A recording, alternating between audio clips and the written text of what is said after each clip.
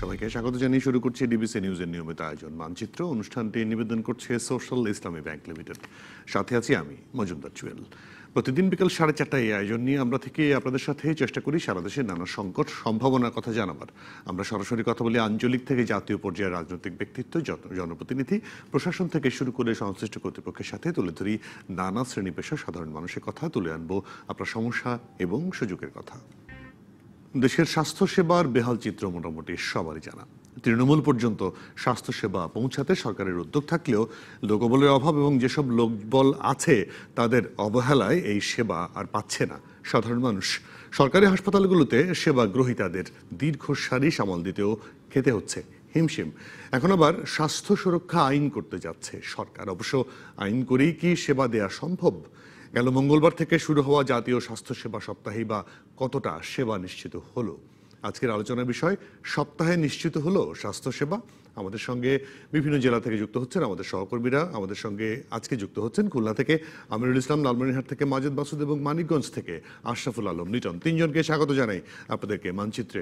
আমরা আশরাফুল আলম লিটন, আপনি আসলে যেই স্বাস্থ্য কেন্দ্রের সামনে আছেন সেখানকার চিত্রটা জানতে চাই। যে গত মঙ্গলবার থেকে শুরু হয়েছে, আজকে মোটামুটি 5-6 দিন গেল স্বাস্থ্যসেবা সপ্তাহের, আর একদিন পরে হয়তো শেষও হয়ে যাবে। এই সপ্তাহটি যে কারণে আসলে বিশেষভাবে ফোকাস করা হলো, তাতে কোনো রকম উন্নতি কি হলো স্বাস্থ্যসেবার?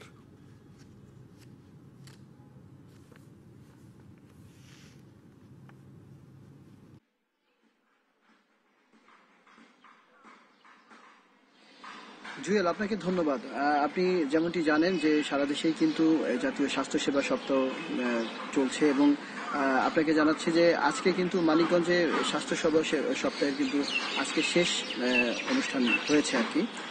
আজকে এই শেষ বেলাতে যেটা আমরা দেখেছি যে মানিকগঞ্জের স্বাস্থ্যমন্ত্রী জাহিদ মালেক স্বপনের নিজ এলাকাতে শুভ্র সেন্টারে আজকে 700 শিক্ষার্থীকে স্বাস্থ্য বিষয়ক বিভিন্ন সেবা তাদেরকে দেওয়া হয়েছে এবং তাদেরকে স্বাস্থ্য কার্ড করে দেওয়া হয়েছে। আর এছাড়াও মানিকগঞ্জে কিন্তু এই কয়েকদিনে বেশ কিছু প্রত্যেকটি উপজেলাতে এবং জেলাতে কিন্তু বিভিন্ন ধরনের কর্মসূচি পালিত হয়েছে। তো আমরা এই কর্মসূচির মাধ্যমে আসলে কতটুকু এই স্বাস্থ্যসেবা আসলে নিশ্চিত হওয়া গেছে এই বিষয়গুলো নিয়ে আমরা কথা বলবো। আমার সাথে আজকে যুক্ত হয়েছেন মানিকগঞ্জ জেলার civil surgeon doctor Mohammad Anwarul Amin Akhand. আমরা তার কাছ থেকে জানবো যে আসলে জনাব আখন্দ, আপনি কি আমাদেরকে একটু জানাবেন যে এই যে সপ্তাহব্যাপী যে আজকে এই আপনাদের স্বাস্থ্য সেবা সপ্তাহ পালিত হচ্ছে, এখান থেকে আসলে স্বাস্থ্যসেবার বিষয়গুলো কতটুকু আপনারা নিশ্চিত করতে পেরেছেন এবং কতটুকু অর্জিত হয়েছে? জি, আমরা প্রতিদিনই হাসপাতালে, আমাদের সদর হসপিটাল, আমাদের উপজেলা হেলথ কমপ্লেক্স এবং কমিউনিটি ক্লিনিকগুলিতে, বিশেষ করে সদর হসপিটাল এবং উপজেলা হেলথ কমপ্লেক্সগুলিতে আমরা বিশেষজ্ঞ সেবা দিয়েছি। প্রতিদিনই বিশেষজ্ঞ সেবা দিয়েছি এবং আপনি জেনে হবে খুশি হবেন, এই সদর হসপিটালে আমরা এই 5 দিনে 16 থেকে 20 তারিখ পর্যন্ত আমরা প্রায় 6000 রোগীকে বিশেষজ্ঞ সেবা দিতে পেরেছি আমরা। এবং আমাদের ওয়ার্ডে ভর্তি ছিল প্রায় প্রতিদিন 500-র কাছাকাছি ভর্তি, প্রতিদিন 500 মতো রোগী ভর্তি ছিল। আর আমরা জানেন এই সেবা সপ্তাহ উপলক্ষে আমরা প্রথম দিন আমরা করেছি প্রধানমন্ত্রীর, আমাদের যে কেন্দ্রীয়ভাবে প্রধানমন্ত্রী যে উদ্বোধন করেছেন সেই অনুষ্ঠানে আমরা সরাসরি রিলে করেছি এখানে। এবং তার রিলের পরপরই আমরা আমাদের জেলা প্রশাসক মহোদয়ের সভাপতিত্বে আমরা জাতীয় স্বাস্থ্যসেবা সপ্তাহ মানিকগঞ্জে শুভ উদ্বোধন করেছি। এবং দ্বিতীয় দিন আমরা একটা বর্ণাঢ্য র্যালি করেছি। আমাদের জেলা প্রশাসক মহোদয় ছিলেন এবং আরো রাজনৈতিক ব্যক্তিবর্গ ছিলেন। আমাদের বর্ণাঢ্য র্যালি করে আমরা এখানে সমাপ্ত করেছি। সদরস্থল থেকে শুরু করেছি, আবার বাস স্ট্যান্ড ঘুরে সদরস্থলে এসে আমরা এটা শেষ করেছি। এবং তারপরে আমরা এই 3-4 দিনে আমরা সকাল বিকাল আলোচনা অনুষ্ঠান করেছি বিভিন্ন বিষয়ের উপরে আলোচনা অনুষ্ঠান। আমি আপনার কাছে জানতে চাই যে এই যে আপনাদের উপজেলা পর্যায়ে যে স্বাস্থ্যসেবার যে কি অবস্থা, আমরা বিভিন্ন সময় কিন্তু আমরা যেটা জানি যে লোকবল সংকটের কারণে বিভিন্ন সমস্যার কারণে কিন্তু স্বাস্থ্যসেবা ব্যাহত হচ্ছে। আসলে এখন এই স্বাস্থ্য সেবা সপ্তাহের পরের সময়গুলোতে আসলে আপনারা কিভাবে সেখানে কাভারেজ করবেন? আমরা এই স্বাস্থ্যসেবা উপলক্ষে আমাদের যত চিকিৎসক, নার্স, কর্মকর্তা কমে যাচ্ছেন তার উপস্থিতি আমরা নিশ্চিত করেছি এখানে। আমরা আশা করি এই উপস্থিতি আমাদের পরবর্তী সময়ে বজায় থাকবে। আমরা সবাই উপস্থিতি নিশ্চিত করতে পারি, সেবাটা আমাদের তদ্রুপ ভালো হবে। উপস্থিতি অনুযায়ী আমরা সেবাটা ভালো দিতে পারবো। লিটন, আপনার মাধ্যমে সিভিল সার্জনকে অবশ্যই ধন্যবাদ জানিয়ে নেবেন। আপনার কাছে জানতে চাই, আমি আপনার কাছে যখন বিরতির পরে ফিরে আসবো তখন আমরা একটু আপনার মানিকগঞ্জে স্বাস্থ্যমন্ত্রীর এলাকার যে হাসপাতাল তার ভিতরের সেবার কি অবস্থা সেটা আমি দেখার চেষ্টা করব। লালমনিরহাট থেকে আমাদের সঙ্গে যুক্ত হচ্ছেন মাজিদ মাসুদ। আপনার পেছনে যেটি দেখছি আসলে স্বাস্থ্য চিকিৎসা দেয়া হচ্ছে, যেহেতু ভর্তি আছে, সেটা ফ্লোরে হোক আর যেখানেই হোক, সেবাটার অবস্থা কি?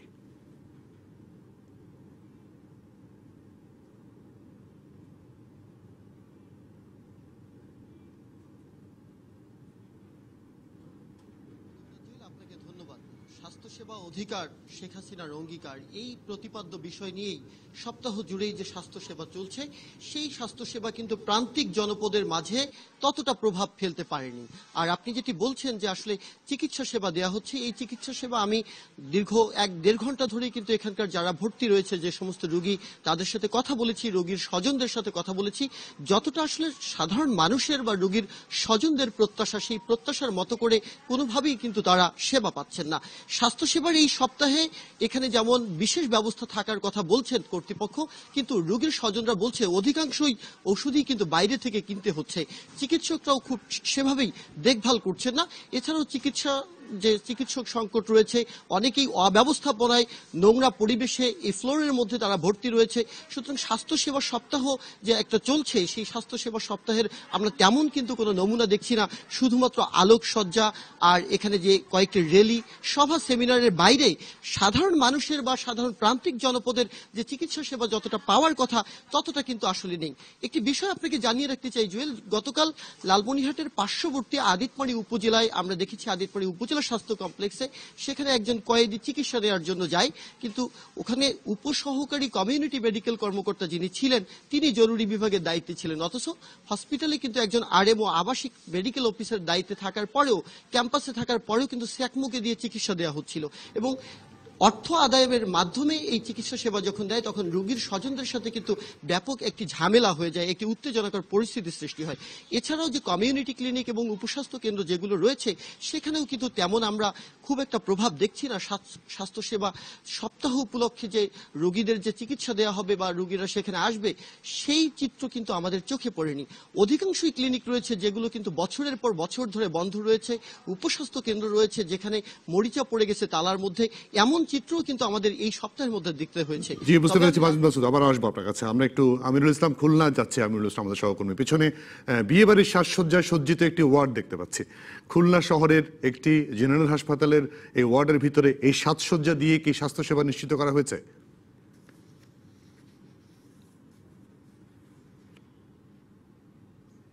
হ্যাঁ, স্বাস্থ্যসেবা শুরু হয়েছে এবং চিকিৎসক এবং যারা তাদের সহকারী রয়েছে তারা কিন্তু সেবা কার্যক্রম পরিচালিত করছেন। কিন্তু এখানটায় যেটা দেখেছি, বিশেষ করে খুলনার যে উপজেলাগুলো, যে উপজেলা স্বাস্থ্য কমপ্লেক্স রয়েছে সেখানে এবং জেনারেল হাসপাতাল সহ সেবাদানকারী প্রতিষ্ঠানগুলোতে কিন্তু যে শুধুমাত্র স্বল্প পরিসর, এটা খুব দেখার মতো, চোখে পড়ার মতো ছিল না, যে বিশেষ করে যে মাতৃত্ব, শিশু যে স্বাস্থ্যসেবা আছে, সেই সেবা কার্যক্রম পরিচালনা করার জন্য কিছু জনসচেতনতামূলক কার্যক্রম পরিচালিত হচ্ছে। এছাড়া যে ওয়ার্ডগুলোতে সাজসজ্জা করা হয়েছে, প্রতিষ্ঠানগুলোতে কিন্তু আলোকসজ্জা সজ্জিত করা হয়েছে এবং পরিষ্কার পরিচ্ছন্নতা একটু পরিবর্তন দেখতে পেরেছি। সেটা হচ্ছে বিগত দিনের যে রোগীদের জন্য যে আপনার যে ছিল, যে বেডগুলো ছিল, সেখানে যেন কিছু পরিবর্তন এসেছে, পরিষ্কার পরিচ্ছন্ন। অনুরূপভাবে কিন্তু যে বিশেষ করে টয়লেটগুলোর কিন্তু পরিবর্তন আনা হয়েছে। বিশেষ করে পরিষ্কার পরিচ্ছন্ন নিয়োজিত যারা রয়েছেন তারা কিন্তু এখানে কার্যক্রম পরিচালনা করেছেন। শুধুমাত্র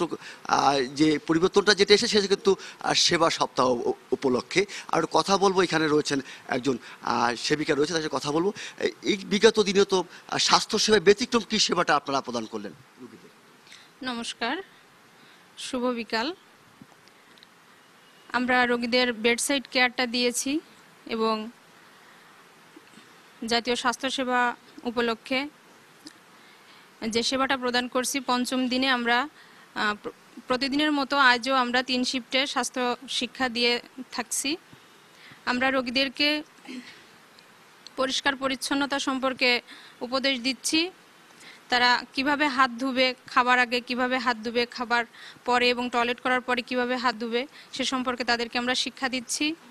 এবং তারা সিজনাল ফলমূল বেশি খাবে, শাকসবজি বেশি খাবে, এই গরমের দিনে পানি বেশি খাবে, ফ্লুইড জাতীয় খাবার বেশি খাবে, এটা আমরা বলছি। এবং তাদের সঙ্গে, রোগীদের সঙ্গে যে অ্যাটেন্ডেন্সগুলো আসছে, তাদেরকেও আমরা অনেক সচেতনতামূলক কথাবার্তা বলছি। এবং অনেক সময় দেখা যায় তারা বাচ্চাদের নিয়ে আসে এবং এসে বেডের উপর তারা বসে পড়ে। বেডে বসলে কি হবে বা ছোট বাচ্চাদের নিয়ে আসলে কি হবে এই সম্পর্কে আমরা তাদেরকে বলছি এবং আরও অনেক স্বাস্থ্যসেবামূলক কথা আমরা তাদেরকে বলছি। ধন্যবাদ আপনাকে। আমরা কিন্তু চিকিৎসক যারা আছে তাদের কাছে কথা বলি, তারা কিন্তু জানিয়েছেন যে খুলনা বিভাগে যে 10টি জেলা রয়েছে, সে জেলার যে জেলার হাসপাতালগুলো রয়েছে এবং উপজেলা যে স্বাস্থ্য কমপ্লেক্সগুলো রয়েছে সেখানে আমিরুল, আপনাকে ধন্যবাদ। আমরা আবারও ফিরবো, আবার ফিরে আমি একটু চেষ্টা করবো আপনার এলাকায় আপনি যেখানে আসেন সদর হাসপাতালে, সেখানে কোনো চিকিৎসকের যদি বক্তব্য নেওয়া যায় তাহলে তার বক্তব্য নেওয়ার চেষ্টা করবেন অবশ্যই। আমরা বিরতির পরে ফিরছি আমাদের 3 জন সহকর্মীর কাছে আবারও। দর্শক আমাদের সঙ্গে থাকুন, ফিরছি শিগগিরই। বিরতির পর আবারও ফিরলাম মানচিত্রে। অনুষ্ঠানটি নিবেদন করছে সোশ্যাল ইসলামী ব্যাংক লিমিটেড। আজকে আলোচনার বিষয়ে সপ্তাহে নিশ্চিত হলো স্বাস্থ্যসেবা। আমাদের সঙ্গে যুক্ত আছেন আমাদের 3 সহকর্মী। খুলনা থেকে আমিরুল ইসলাম, লালমনিরহাট থেকে মাজেদ মাসুদ এবং মানিকগঞ্জ থেকে আশরাফুল আলম লিটন। মাজেদ মাসুদকে হয়তো আমরা যুক্ত করতে পারবো কিছুক্ষণের মধ্যে। আমরা একটু আশরাফুল আলম লিটন, আপনার একটু আলো কম পাচ্ছি, তারপর আমি জানতে চাই, আমি যেটা জানতে চেয়েছিলাম আসলে স্বাস্থ্যমন্ত্রীর এলাকার একটি হাসপাতালের ভিতরের চিত্র আপনি যেমনটা দেখছেন ঠিক তেমনটাই আমাদের জানাবেন।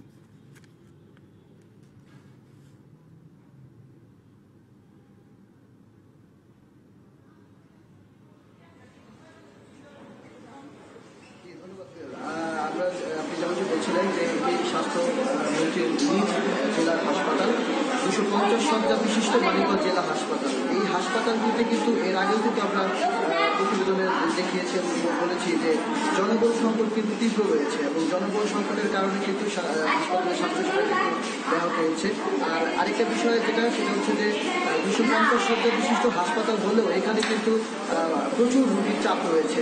7টি উপজেলা থেকে কিন্তু এখানে রুগী আসে, বিশেষ করে যে উপজেলা পর্যায়ের যে স্বাস্থ্য কমপ্লেক্স যেগুলো রয়েছে সেগুলোতে কিন্তু ভালো সেবা নিশ্চিত না হওয়ার কারণে কিন্তু সদর হাসপাতালে, জেলা হাসপাতালে কিন্তু রোগীদের ব্যাপক উপস্থিতি লক্ষ্য করা যায়। আর এখানে প্রতিদিন কিন্তু এইখানে প্রায় 1,500-এর মতো 2,000 রোগী কিন্তু এখানে সেবা নিচ্ছে।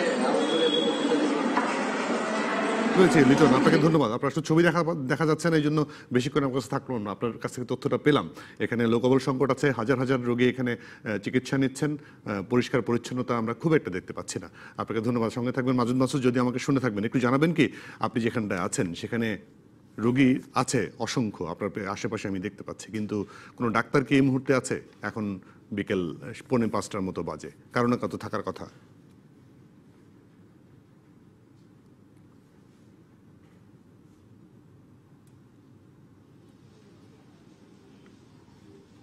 মজুমদার জুয়েল, আমি কিছুক্ষণ আগেই খবর নিয়েছি যে এখানে আসলে এই মুহূর্তে কোনো চিকিৎসক আছে কিনা, কিন্তু কর্তব্যরত যিনি সেবিকা রয়েছেন তিনি জানিয়েছেন যে আসলে ওয়ার্ডে সবসময়ই ডাক্তার থাকে না, বিশেষ মুহূর্তে এসে তারা রাউন্ড দিয়েই চলে যায়।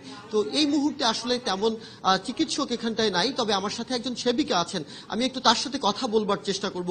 জানতে চাই একটু আপনার কাছে যে এই মুহূর্তে তো অনেকগুলো রোগীর ভিড় দেখছি কিন্তু কোনো চিকিৎসককে দেখছি না, আসলে চিকিৎসক নেই কেন আর কেমন সেবা দিচ্ছেন আপনারা?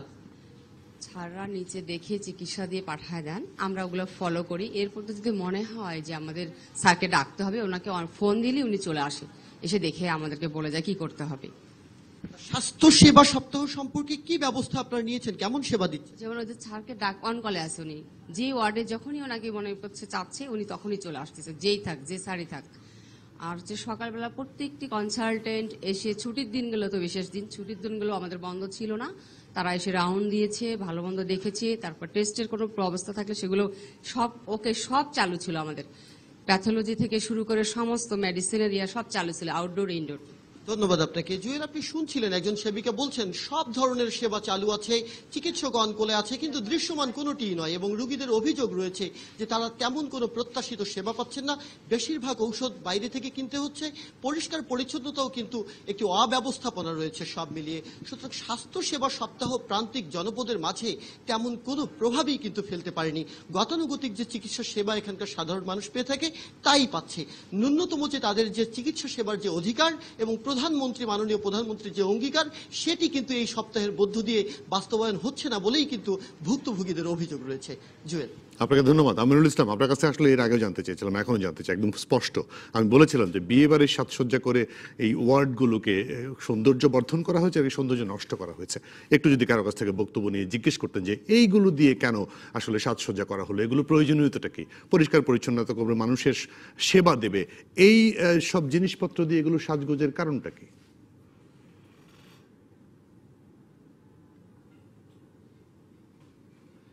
ধন্যবাদ আপনাকে।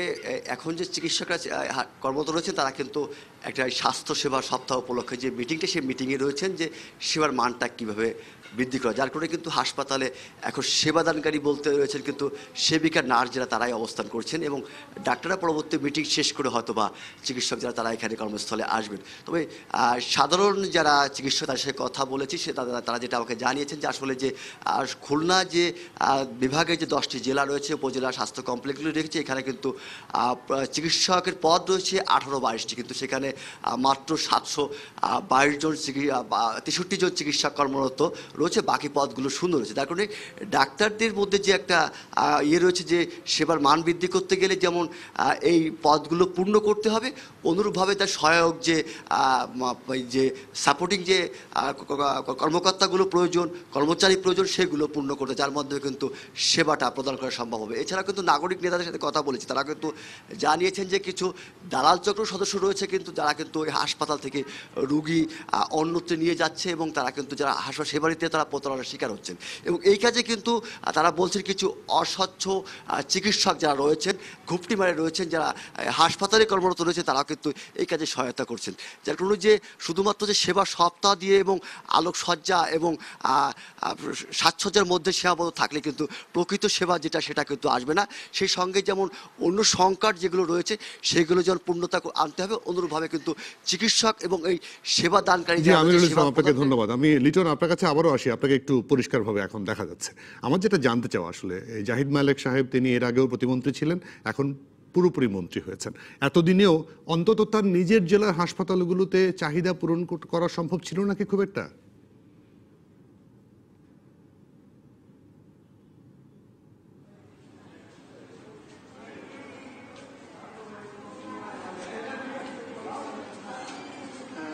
আপনি যেমনটি জানেন যে এই বিষয়গুলো নিয়ে কিন্তু মানিকগঞ্জ থেকে আমরা সংবাদকর্মীরা কিন্তু প্রতিনিয়তই কিন্তু সংবাদ পরিবেশন করছি, জনগণ সংকটের কথা তুলে ধরছি, এবং বিভিন্ন ফোরামেও কিন্তু আলোচনা হচ্ছে। সর্বশেষ জাহিদ মালিক স্বপনের সাথে আমার যে কথা হয়েছিল, উনি যেটা বলেছিলেন যে আসলে জনবল এই নিয়োগের যে প্রক্রিয়াটা সেটা হলে পরেই আসলে এখানে জনবল যখন নিয়োগ হবে সেই ক্ষেত্রে আপনার এখানে জনগণ পূরণ হবে উনি বলেছিলেন। কিন্তু তারপরেও কিন্তু এখন পর্যন্ত উনি 2 মেয়াদেই কিন্তু একবার প্রতিমন্ত্রী, একবার পূর্ণমন্ত্রী, পূর্ণমন্ত্রী থাকার পরেও কিন্তু মানে এখনই সেই অবস্থায় কিন্তু রয়ে গেছে।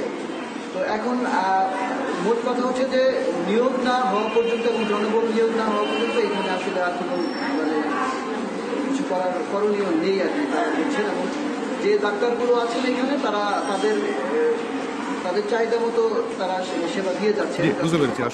আপনাকে ধন্যবাদ। আমিনুল ইসলাম ধন্যবাদ। মাজিদ মাসুদ আপনাকেও ধন্যবাদ আজকে আমাদেরকে সময় দেওয়ার জন্য। দর্শক আপনাদেরকেও ধন্যবাদ, আপনারা যারা এতক্ষণ আমাদের সঙ্গে ছিলেন। এই ছিল আজকের আয়োজনে।